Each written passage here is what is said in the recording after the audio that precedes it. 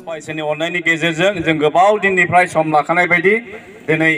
Inter डिनोमिनेशनेल कमिटिनि गेजेरजों नैबे जायगायाव जोंनि बे जितु थाख्लाय दैनि खुरख्लाबनायखौ होबथानायनि मुङाव जों जि गौमा जानाय बे गौमा जानायाव नुजाफैनाय जोंनि मानगोनां आलासि मानगोनां आइजाक मोसाहारि बिशप सार लोगोसे बिथांनि बिहि बाजै आरो लोगोसे इन्टार डिनोमिनेशनेल कमिटिनि गासैबो आफादगिरिनिफ्राय नेहाथारि गासैबो मावफुं सोद्रोमाफोर लोगोसे बे दिनैनि जितु प्रेयार प्रग्राम बे प्रग्रामाव नुजाफैनाय मोनफ्रोमबो डिनोमिनेशननि फालकनिफ्राय लानानै गासैबो दैदेनगिरिफोर लोगोसे ख्रिस्ट' सिबियारि आइ आफा बिदा फंबाय बयनिसिमबो दिनैनि बे समाव बयबो बाहागो लाफैनायनि थाखाय आङो गोसो गोरबोनिफ्राय आंनि गाहाम हामलायथि आं बयनिसिमबो जासिग्रोबाय। दा मोननै बाइबेल पद फरायनो सानदोंमोन फरायनो जिसु नामै एफिसुसनि 1:10-11खौल' फरायनोसै आङो। सम सब्ला सोरगो आरो बुहुमाव थानाय मानिखौ ख्रिस्टनियाव खौसे खालामनो इसोरा थांखि लाखादोंमोन।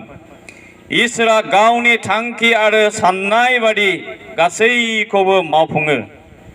जाजेननायाव गाव सानखानाय बायदि बियो ख्रिस्टजों गावनि मानसिफोर खालामनानै लानो जोंखौ सायख'खादों। दा दिनै इन्टार डिनोमिनेशनेल चार्च कमिटिनि गेजेरजों दिनै जों बेवहाय जोंनि जि मोनसे थांखि 3 बोसोरनि सिगांनिफ्राय जोङो बे दैखौहाय होबथानायनि मुङाव इन्टार डिनोमिनेशनेल चार्च कमिटिनि गेजेरजों जोङो बे प्रेयार प्रग्रामखौ लाबोबाय थादों आरो बिनि गेजेरजों जोङो इसोरखौ फोथायग्राखाय बिनियावनो जों बरसा लाखिनानै जोङो फोथायनानै जों आर'ज खालामनायनि गेजेरजों जों फिननायखौबो मोनदों आरो बे फिननायखौ मोननानै जों फोथायनाय जोंनियाव दंखायनो दिनै जों आरोबाव बेवहाय जों इसोरनाव जोङो बरसा लानानै जोङो बेवहाय ज' जादों। दा जाहैबाय इसोरा जोंखौहाय आफा इसोरा गावनि बिसाज्ला जिसु ख्रिस्टनि गेजेरजों जों बयखौबो सायख'खादों बियो जोंखौहाय खौसे खालामबाय होननानै बुंदों। जिसु ख्रिस्टनि गेजेरजों जोङो गुबुन गुबुन डिनोमिनेशननियाव जों थानो हागौ।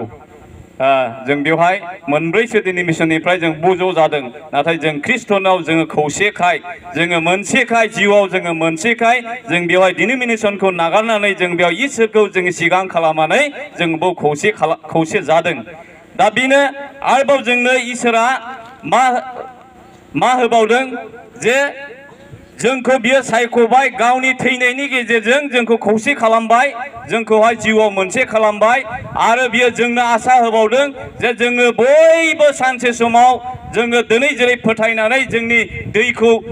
होबथाजानो बासायजानो मोननो थाखाय रैखा मोननो थाखाय जोङो बेवहाय गुबुन गुबुन डिनोमिनेशनब्लाबो जों ज' जाफैदों जोंनि फोथायनायनि गेजेरजों। बेबायदिनो जोंनि बे फोथायनाया जुदि जोङो थाबाय थायोब्ला मा जागोन होनदों सोरगो रायजोआवबो जों आरोबाव जों बयबो जयैहाय आरोबाव जों बेखौ रंजा बाजा जेब्लायबो बिनि सोरगो दुतफोरजों जोङो ज' जानानै बाख्नायनो सिबिनो रंजाबाय थाहैनो मोनगोन। बेखौ इसोरा जोंखौ सायख'खादों होननानै बुंदों। सिगांनो जों जोनोमनि सिगांनो इसोरा जोंखौ सायख'खादों। दा बिनिखायनो आङो दिनैहाय बेवहाय नुजाफैनाय आलासिजों लोगोसे